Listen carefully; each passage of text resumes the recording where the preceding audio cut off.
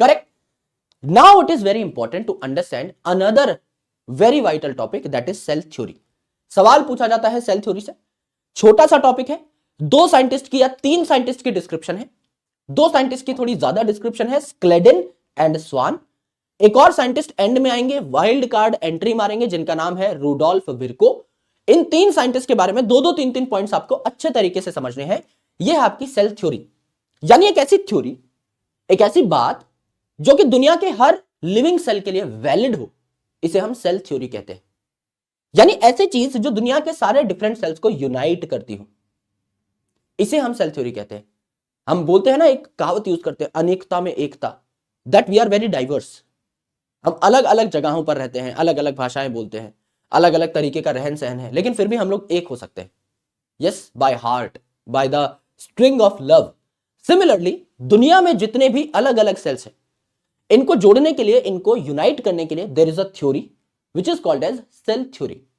तो यहां पर जो सेल थ्योरी है, इसको देने में 2 साइंटिस्ट का बहुत इंपॉर्टेंट योगदान है। पहले साइंटिस्ट थे हमारे स्क्लेडेन भैया और दूसरे साइंटिस्ट थे हमारे स्वान भैया।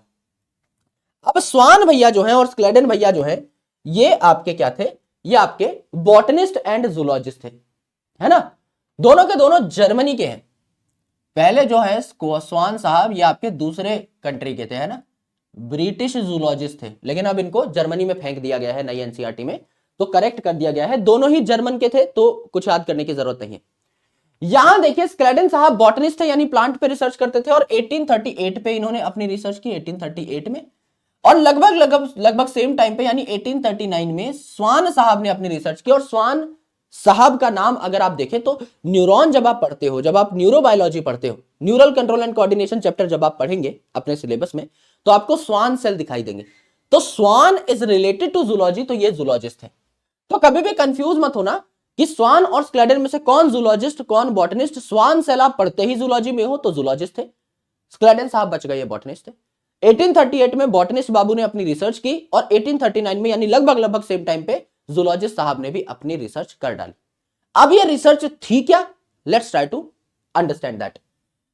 जो बॉटनिस्ट बाबू थे, इन्होंने क्या किया, कई सारे प्लांट्स को देखा। अब नाम ही बॉटनिस्ट है, तो पहले प्लांट पे ही रिसर्च करेंगे। इन्होंने अपने आसपास जितने भी डिफरेंट प्लांट्स थे, इनको देखा, और इन्होंने कहा कि अलग अलग प्लांट जो है, different plants are made up of different type of cells that make different tissues. इन्होंने कहा कि जब मैंने अलग अलग प्लांट्स को देखा, जब मैंने अलग अलग प्लांट्स को ताड़ा, तो मैंने ये पाया कि अलग अलग प्लांट्स जो हैं, उनमें डिफरेंट टाइप ऑफ सेल्स है। हर प्लांट अलग अलग प्रकार के सेल से मिलकर बना हुआ है।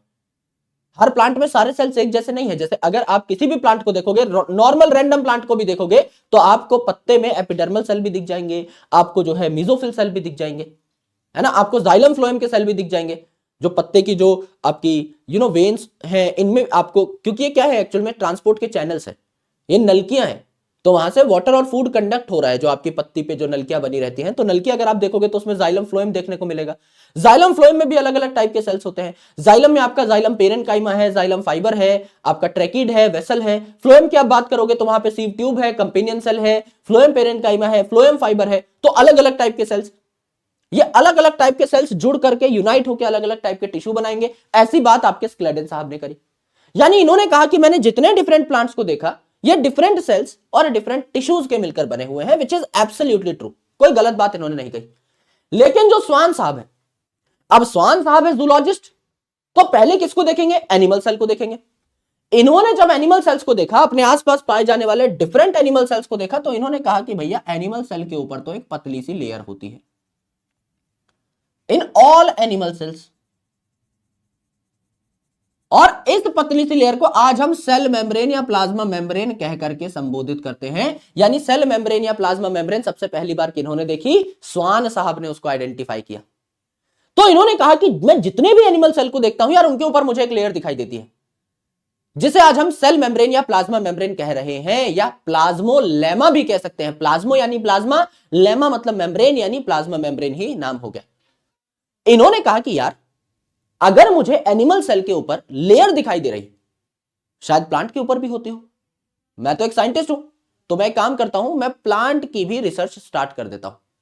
एनिमल्स तो मैंने देखे और उनके ऊपर मैंने एक थिन लेयर पाई जिसका नाम है सेल मेम्ब्रेन। क्यों ना मैं प्लांट पे भी रिसर्च करूं? टू आइडेंटिफाई कि उनमें भी ये लेयर होती है नहीं।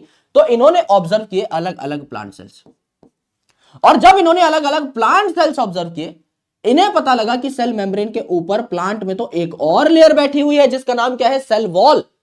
तो इन्होंने यह पाया कि एनिमल में जो लेयर होती है वो तो यहां है ही, प्लांट में एक और एक्स्ट्रा लेयर भी देखने को मिल रही है जिसे सेल वॉल कहा गया। तो ये अगर एनिमल सेल है तो इसमें पिंक कलर की एक ही लेयर है, दैट इज सेल मेम्ब्रेन।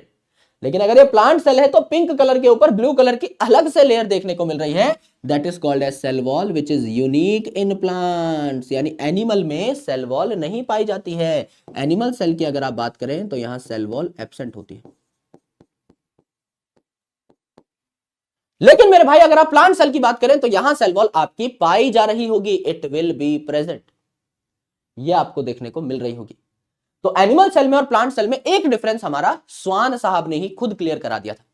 इन्होंने जब एनिमल पे रिसर्च करी तो पाया कि एनिमल सेल्स के अराउंड एक लेयर है जिसका नाम है सेल मेम्ब्रेन, और प्लांट सेल के अराउंड सेल मेम्ब्रेन के ऊपर भी एक लेयर है जिसका नाम है cell wall, which is specific to plants. यानी सेल वॉल एनिमल्स में नहीं होती, ये प्लांट का एक फीचर है। इतना इन्होंने किया।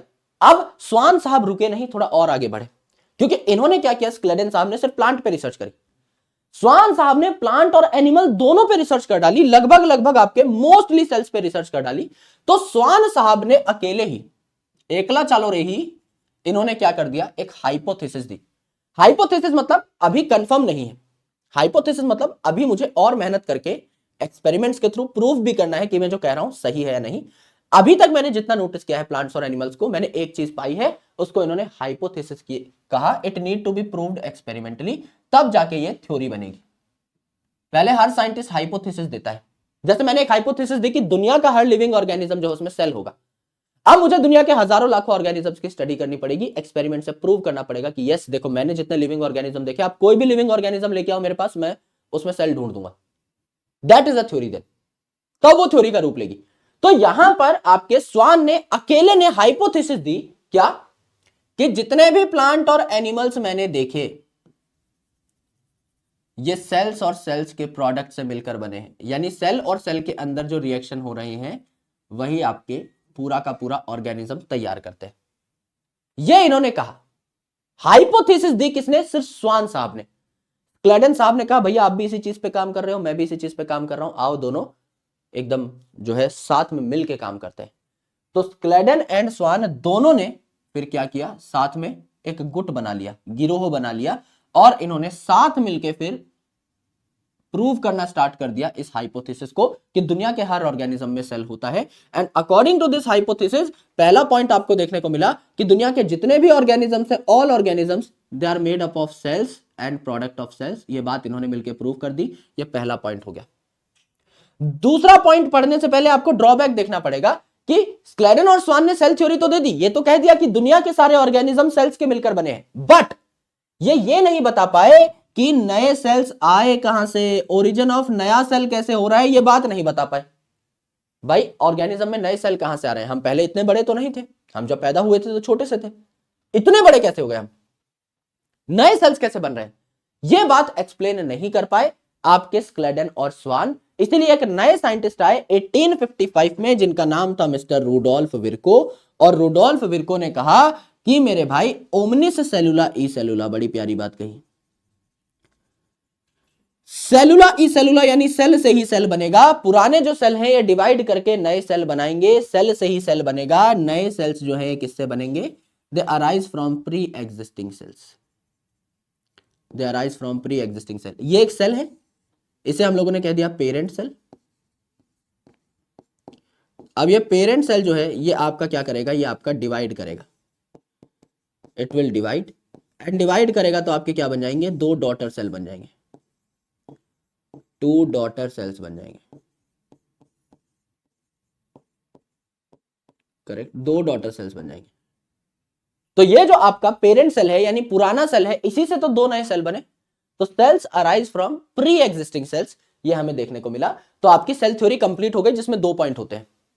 पहला पॉइंट, दुनिया के जितने भी ऑर्गेनिज्म है वो सेल और सेल के प्रोडक्ट से ही मिलकर बने होंगे। किन्होंने कहा, क्लेडन और स्वान ने कहा।